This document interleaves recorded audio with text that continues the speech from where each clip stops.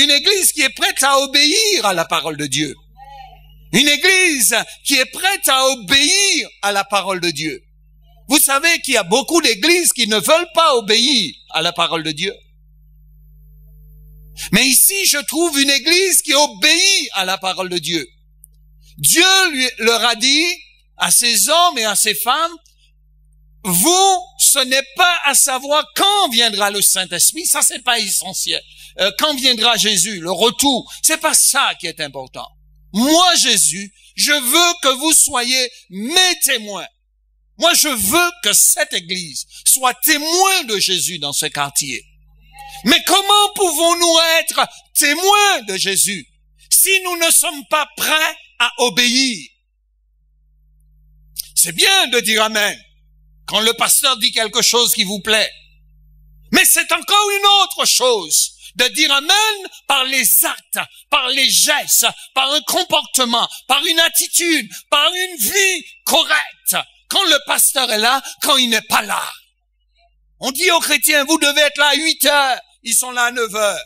Vous devez être là à 10 heures, ils sont là à 11 heures. Vous devez être là à midi, non, ils sont là à 13 heures. C'est pas acceptable. Une église qui est prête à obéir est une église qui se discipline, dont les chrétiens sont déjà disciplinés, dont les chrétiens ont une volonté, ils reconnaissent l'autorité de Dieu au-dessus des hommes. Et si l'on veut s'arrêter ici, on va se rendre compte que Marie, qui est la mère de Jésus, elle pouvait se dire, moi je suis Marie, mère de Jésus. Vous tous là, vous êtes mes fils. Et vous devez m'obéir, n'est-ce pas? Non. La Bible dit que les 12 disciples étaient avec Marie et les femmes, et tous ensemble, d'un commun accord. Aujourd'hui, on décrète un jour de jeûne et prière. 2 personnes sont là. Vous croyez qu'il va y avoir un réveil? Non, laissez-moi vous dire la vérité. On est en train de s'amuser. On est en train de s'amuser.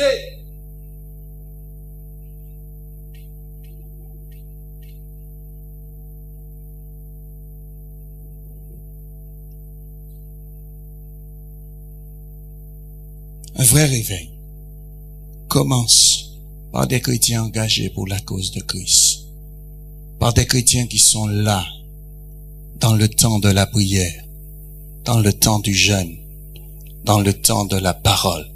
Aujourd'hui, nous n'avons pas ça dans l'église. Nous avons chacun qui joue perso.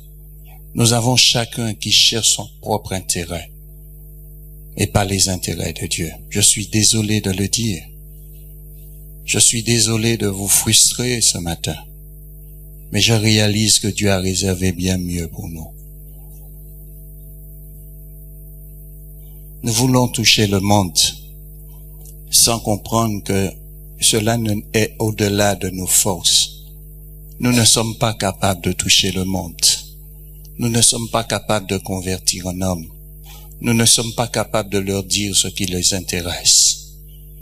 Vous savez qui c'est qui est capable de le leur dire? C'est Jésus. Et vous savez pourquoi Jésus est capable? Et Jésus va le faire.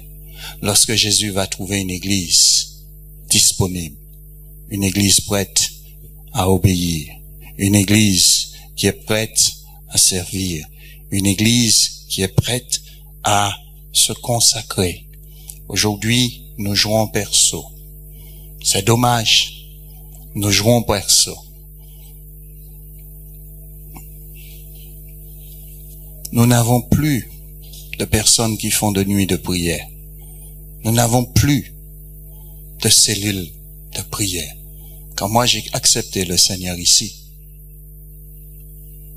pratiquement toutes les fins de mois, il y avait nuit de prière.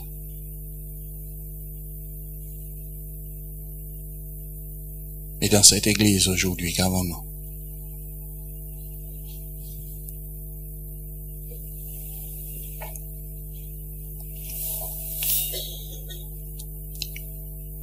Une église qui est prête à caresser le visage de Dieu avec la prière. Nous n'avons pas ça. La Bible dit dans le livre des Actes au chapitre 3, au verset 1er, Pierre et Jean montaient au temple. Vous connaissez la suite? Vous savez, c'est extraordinaire quand une église peut se dire, j'ai 1 heure de prière. Pas 1 heure, mais j'ai 1 heure de prière. J'ai un moment qui est réservé dans la journée pour les chrétiens de prier. Laissez-moi dire ceci, honnêtement. Si nous voulons un réveil dans notre église, si nous voulons que les gestes, le sceau de Dieu se manifeste sur notre église, si nous voulons voir ce 14e se tourner vers Jésus, dites-moi, votre cœur ne vous fait pas mal quand vous marchez en venant ici? Quand vous voyez la quantité de gens qui descendent? Votre cœur ne vous fait pas mal quand vous êtes là et que tous les voisins sont en train de s'occuper à autre chose? Si votre cœur ne vous fait pas mal, c'est que vous n'avez pas compris la réalité de votre vie future.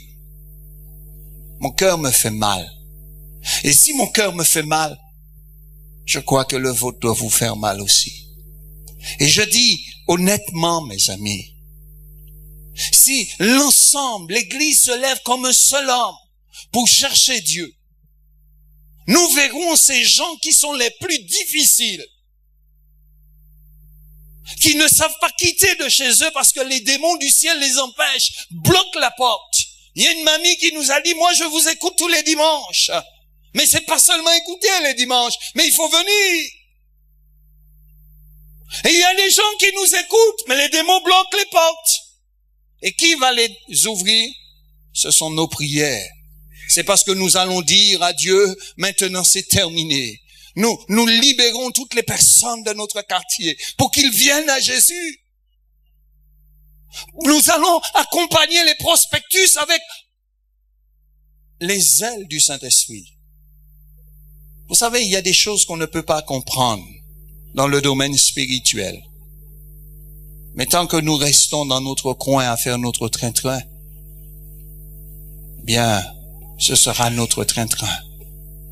Notre église deviendra un club de chrétiens. Et moi, je souhaite pas avoir un club de chrétiens. Moi, je souhaite prêcher devant des centaines de personnes inconverties.